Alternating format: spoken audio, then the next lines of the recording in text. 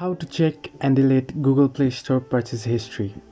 Hello everyone, welcome back to our channel. Today I'll guide you on how you can check and delete your Google Play Store purchase history. Well, to check and delete your Google Play Store purchase history, it's very simple and very easy, but yet it's impossible. Well, let me explain you both the issues here. What I meant by it's very easy is you can find your Google Play Store purchase history very easily.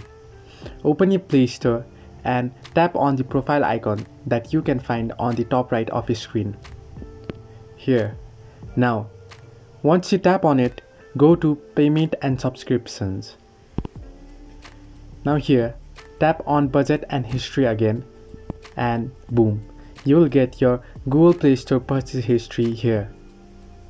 Now, this is very simple to find, right? But unfortunately, you can't delete your Google Play Store purchase history. So, you can see all your budget and history on Google Play Store, but you can't delete it. Hope this was helpful. Do like and subscribe, and do not forget to leave a comment down below if you have any further issues.